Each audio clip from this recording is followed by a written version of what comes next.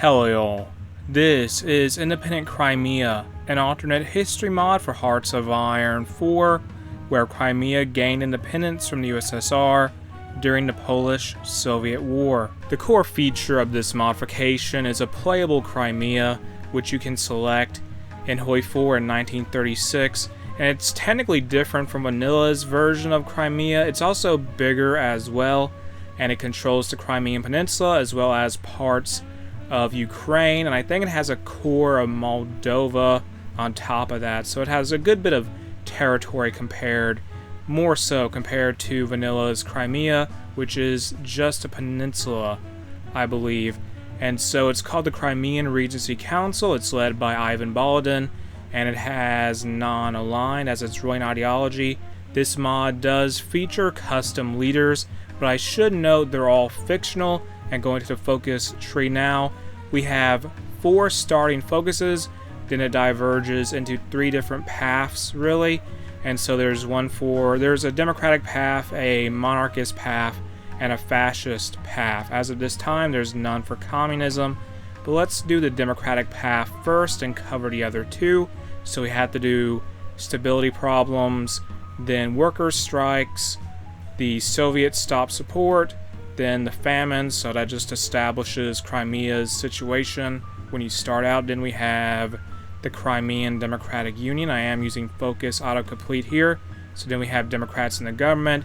We didn't have to do economic recovery. Then these focuses here that give the country more civilian and military factories as it's affected by a bad famine. So destroy the famine, that's the bad famine's no more, I guess. Promise freedom, there we are. Reestablish free voting, and so the Crimean Regency Council is now the Crimean Republic, and it's democratic. And so then we have liberalize the country. Okay, it's been liberalized, and ban fascism is done. Ban monarchism, so get rid of the monarchist, get rid of the fascist.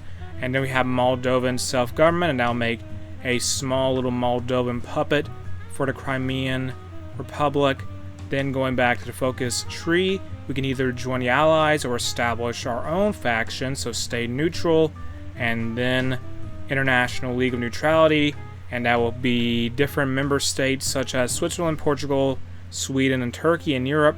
Then there is the Asia members, so that's Afghanistan, Iran, Tibet, Bhutan, and Nepal.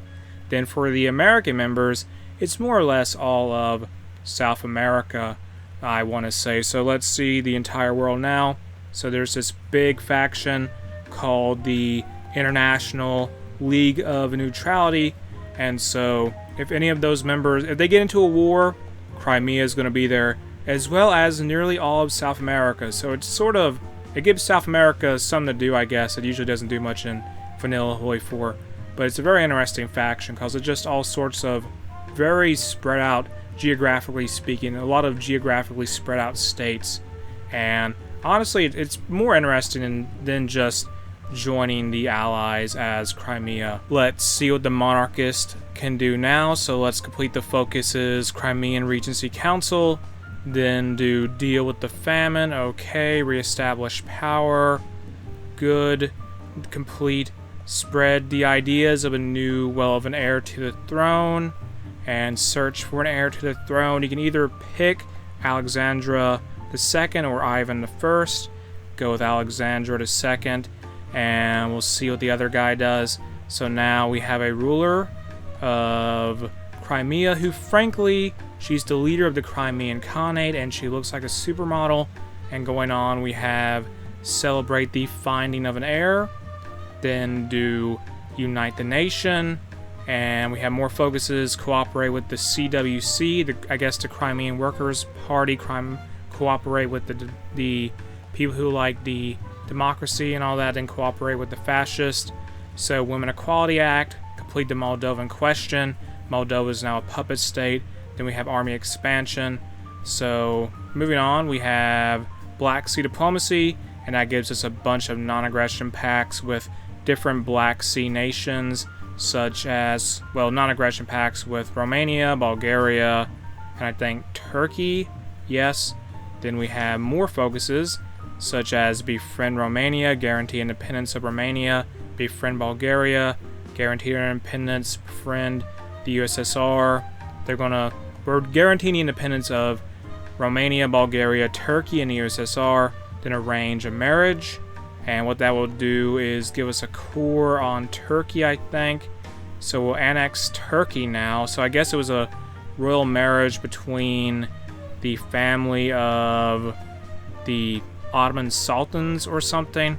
So unite Crimea and Turkey. Now we have the Turco-Crimean Khanate. And then we can do fascist-sponsored Crimean uprisings. What? Okay. And we took some territory from the USSR, in a sense. Well, we basically did take their territory. And now we have the Kurdish question.